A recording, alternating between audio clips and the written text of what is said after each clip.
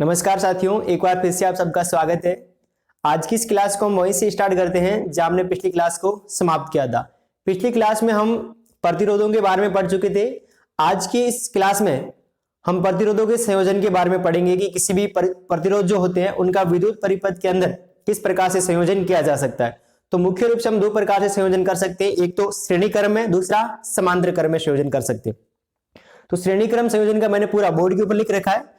लिखने के पीछे का कारण यह है कि एक तो वीडियो थोड़ा शॉर्ट बनेगा और दूसरा जो एक्सप्लेन करने का टाइम है वो ज्यादा मिलेगा, ताकि आपको समझ में आराम से आए और आपको भी लिखना ना पड़े। साथ साथ आप जैसे पूरा समझ में आ जाता है, आप इसका स्क्रीनशॉट ले सकते हो। तो चलिए हम स्टार्ट करते हैं। सबसे पहले प्रतिरोधों का संयोजन। कौन सा प्रतिरोधों का संयोजन पढ़ रहे हैं? तो हम श्रेणी क्रम संयोजन। देखिएगा, श्रेणी क्रम संयोजन किस प्रकार से होता है। अगर आप इसकी परिभाषा लिखना चाहो तो परिभाषा आप किस प्रकार से लिख सकते हो, इसी डायग्राम को देख करके हमें परिभाषा लिखनी है। ठीक है, देखो ये पहला प्रतिरोध है, ये दूसरा प्रतिरोध है, ये तीसरा प्रतिरोध। अब इसकी परिभाषा आप किस प्रकार से बना सकते हो कि प्रतिरोधों का एक ऐसा संयोजन जिसमें प्रथम प्रतिरोध के दूसरे सिरे को, देखो ये पहला प्रतिरोध है और ये इसका दूसरा सिरा, प्रथम प्रतिरोध के दूसरे सिरे को दूसरे प्रतिरोध के पहले सिरे से, और दूसरे प्रतिरोध के दूसरे सिरे को तीसरे प्रतिरोध के पहले सिरे से, और इसी प्रकार अगर अन्य प्रतिरोधों को संयोजन किया जाए तो हम उसे कौन सा संयोजन कहेंगे? श्रेणी क्रम संयोजन। ठीक है ना, इस प्रकार से कंटिन्यूटी के साथ जोड़ने, ये आपके कौन सा हो जाएगा? श्रेणी क्रम संयोजन। यानी तीन प्रतिरोध जोड़ दिए और उसके साथ एक एमीटर और एक कुंजी जोड़ दी और एक यहां पर से लगा दिया। इसमें धारा का प्रवाह इस प्रकार से होगा, यानी प्लस से माइनस की तरफ होता है और यहां से होती है इस प्रकार से, यहां से वापस आ जाएगी विद्युत धारा। अब देखिएगा श्रेणी क्रम संयोजन में क्या होता है। जैसे आप इस कुंजी लगा हुए सेल से विद्युत धारा प्रवाहित होगी और ये विद्युत धारा इसी प्रतिरोध से होती हुई तीनों प्रतिरोध में जाएगी और सभी प्रतिरोधों के अंदर विद्युत धारा वही सेम विद्युत धारा जाएगी नहीं। इसका मतलब क्या होगा कि इस प्रतिरोध, इस प्रकार का जो संयोजन होता है उसमें प्रत्येक प्रतिरोध के अंदर प्रवाहित धारा का मान जो क्या होता है? समान होता है। लेकिन प्रत्येक प्रतिरोध के सिरों के मध्य जो विभव उत्पन्न हो रहा है उस विभवांतर का जो मान है वो क्या होगा? अलग अलग होगा। तो मैंने ये भी लिखा है कि श्रेणी क्रम संयोजन में समायोजित सभी प्रतिरोधों का, यानी सभी प्रतिरोधों में धारा का मान समान, धारा का मान क्या होता है? समान होता है, किंतु जो विभवांतर है उसका मान क्या होता है? भिन्न भिन्न होता है। आपको ये याद रखना है कि धारा का मान समान रहता है और विभवांतर का मान क्या होता है? अलग अलग होता है। अपन मान लेते हैं कि जो तीन प्रतिरोध है, पहले प्रतिरोध का मान R1, दूसरे का R2 और तीसरे का R3, और में जो धारा प्रवाहित हो रही है उस धारा का मान हमने कितना ले लिया? I ले लिया। यानी कि प्रतिरोधों का मान हमने क्या लिया? R1, R2 और R3, और में जो धारा प्रवाहित हो रही है उसका मान हम कितना ले रहे हैं? I। तो उस धारा के कारण किस सिरों पर कुछ ना कुछ विभवांतर उत्पन्न होगा। उस विभवांतर को अपन मान लेते हैं कि पहले प्रतिरोध में R1, पहले प्रतिरोध में V1, दूसरे में V2 और तीसरे में V3 उत्पन्न हो रहा है। तो इस प्रकार से इन तीनों प्रतिरोधों के जो विभवांतर उत्पन्न हो रहा है उसका जो कुल विभव किसके बराबर होगा? तो सीधी सी बात है कि इन तीनों में जो उत्पन्न हो रहा है उन तीनों के योग के बराबर होगा। यानी कि जो कुल विभव V है उसका मान V1, V2 और V3 के बराबर होगा। इस प्रकार से हमें एक इक्वेशन मिल जाएगी। ठीक है, अपन मान लेते हैं कि श्रेणी क्रम संयोजन का जो टोटल प्रतिरोध है, जो कुल प्रतिरोध है, तुल्य प्रतिरोध है, उसका मान अपन कितना मान लेते हैं? RS। तुल्य प्रतिरोध कितना मान रहे हैं? RS। अगर RS मान रहे हैं तो फिर ओम के नियम से आप क्या लिख सकते हो? जो हमने ओम का नियम पढ़ा था उसमें विभवांतर किसके बराबर होता है? तो सर उसमें विभवांतर जो V का मान है वो IR के बराबर होता है कि नहीं होता है? तो इस प्रकार से हम क्या लिख सकते हैं? सबसे पहले कि V बराबर IR। देखो ये कुल विभव है और ये कुल धारा, और ये आपकी क्या हो जाएगा? तुल्य प्रतिरोध। इसी प्रकार से आप अलग अलग विभवांतर के लिए लगाएगी। सर V1 का मान किसके बराबर होगा? तो V1 होगा I प्लस R1, और V2 किसके बराबर होगा? तो I और R2, I गुना R2, और V3 किसके बराबर होगा? तो I गुना R3। इस प्रकार से आपको टोटल 5 इक्वेशन मिल जाएगी। अब आपको करना क्या है? इन पहले वाले जो आपको 4 इक्वेशन है, कौन सी? 2, 3, 4 और 5, इन सब का मान आपको पहले इक्वेशन के अंदर रखना है। तो रखने पर आपको पहले क्या मिलेगा? यहां से IRS, फिर IR1 plus IR2 plus IR3। अब यहां से देखो आपके I कॉमन आ रहा है तो I को कॉमन ले लीजिए। जैसे आप I को कॉमन ले लोगे उसके बाद I से I जो क्या हो जाएगा? कैंसिल आउट हो जाएगा, और इस प्रकार से आपके जो तुल्य प्रतिरोध RS का मान किसके बराबर आएगा? तो R1, R2 और R3। आपको ये वाला सूत्र याद रखना है। यानी किसी भी श्रेणी क्रम संयोजन में जो तुल्य प्रतिरोध होता है उसका मान किसके बराबर होता है? तो उस श्रेणी क्रम संयोजन में जितने भी प्रतिरोध संयोजित है उन सभी प्रतिरोधों के योग के बराबर होता है। समझ गए? यानी कि जितने सारे प्रतिरोध है उन सभी प्रतिरोधों को अगर आप जोड़ दोगे आपस में तो आपको क्या प्राप्त होगा? तुल्य प्रतिरोध होगा। और इसके साथ साथ आपको एक चीज और याद रखनी है कि श्रेणी क्रम संयोजन में जो तुल्य प्रतिरोध का मान होता है वो उस क्रम में संयोजित सभी प्रतिरोधों के मान से, यानी प्रत्येक प्रतिरोध के मान से क्या होता है? ज्यादा होता है। इस RS का मान R1 से भी ज्यादा होगा, R2 से भी ज्यादा होगा और R3 से भी ज्यादा होगा। तो ये होता है प्रतिरोधों का श्रेणी क्रम संयोजन। प्रतिरोधों में जो दूसरे प्रकार का संयोजन पाया जाता है उसे समांतर क्रम संयोजन कहते हैं। अब किसी भी समांतर क्रम संयोजन में अपन प्रतिरोधों को किस प्रकार से संयोजित कर सकते हैं, तो उसका एक डायग्राम देखिएगा। ये आपका जो डायग्राम बना हुआ है, इसमें जो प्रतिरोध संयोजित है वो आपके समांतर क्रम में संयोजित है। सभी प्रतिरोध एक दूसरे के समांतर क्रम में संयोजित है। और अब इसकी परिभाषा क्या लिख सकते हो, तो प्रतिरोधों का एक ऐसा संयोजन इसमें प्रत्येक प्रतिरोध के प्रथम सिरों को तथा प्रत्येक प्रतिरोध के द्वितीय सिरों को परस्पर क्या किया जाए, संयोजित किया जाए। यानी कि प्रथम सिरों को आपस में जोड़ना है और द्वितीय सिरों को आपस में जोड़ना है। तो इस प्रकार के संयोजन को अपन क्या कहते हैं, समांतर क्रम संयोजन। अब देखिएगा कि समांतर क्रम संयोजन में क्या होता है। तो पिछला वाला जो अपन श्रेणी क्रम संयोजन पढ़ा था उसमें क्या था कि धारा का मान सब में बराबर था, लेकिन जो विभव था वो क्या था, अलग अलग था। अब देखिए इसमें मान लो यहाँ से धारा प्रवाहित हो रही है, उसका मान क्या है, आई है, ठीक है। अब धारा जैसे यहां तक आएगी तो तब तक इसका मान क्या रहेगा, आई रहेगा। लेकिन यहाँ होने के बाद देखो सभी प्रतिरोधों का अलग अलग बढ़ेगी कि नहीं बढ़ेगी, नहीं, इस प्रतिरोध में धारा बढ़ जाएगी, इसमें बढ़ेगी, इसमें बढ़ेगी, सब में अलग अलग बढ़ेगी। तो मान लीजिए कि इसमें जो धारा जा रही है वो I1 है और ये I2 है और ये I3। इसका मतलब क्या होगा कि प्रत्येक प्रतिरोध के अंदर जो प्रवाहित धारा है उसका मान क्या होगा, अलग अलग होगा।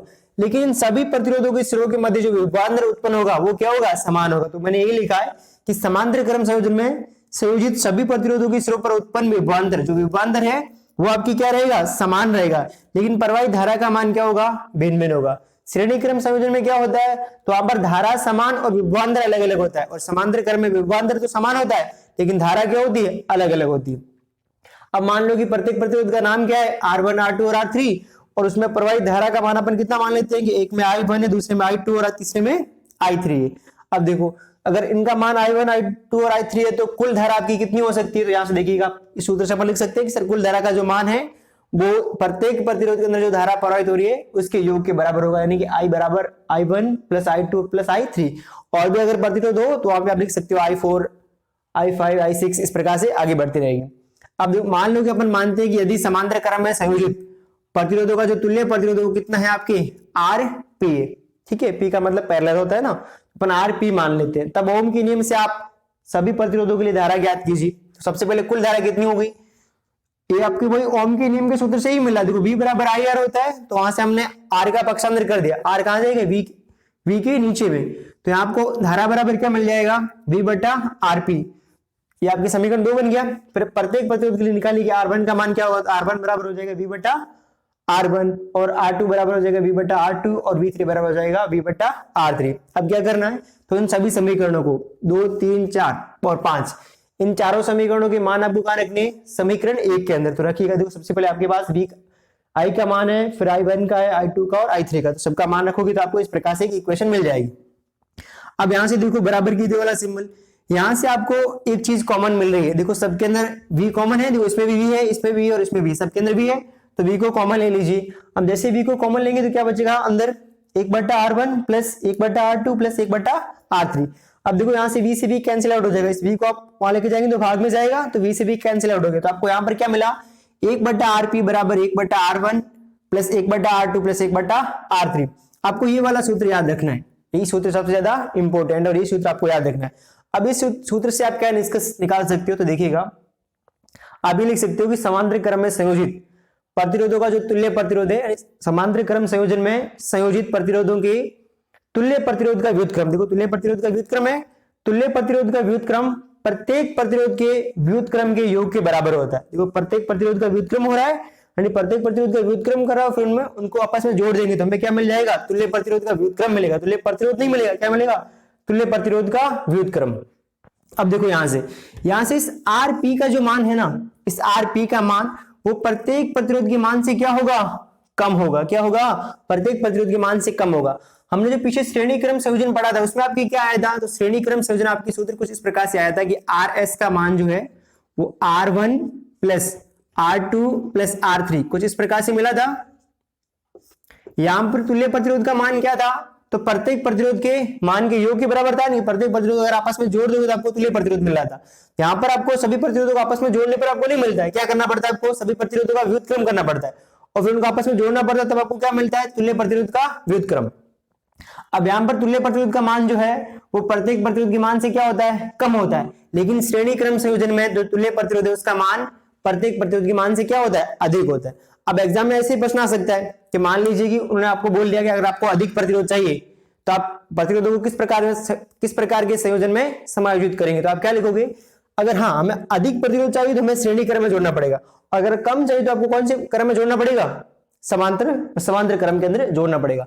अब इसी के आधार पर आपको एग्जांपल दे सकते हैं। तो ये आपको दोनों सूत्र याद रखने हैं, कौन से, एक तो ये वाला और दूसरा ये सूत्र, और इसके साथ साथ आपको पूरा का पूरा डेरिवेशन याद रखना है कि किस प्रकार से हम इनको डेरिवेशन बना सकते हैं। यहाँ पर प्रश्न आ सकता है कि श्रेणी क्रम या समांतर क्रम संयोजन की तुल्य प्रतिरोध का व्युत्पन्न कीजिए कि उसको आपको किस प्रकार से बना सकते हो। तो पहले आपके दिमाग में डायग्राम होने चाहिए, फिर डायग्राम से आप उनकी परिभाषा बना सकते हो।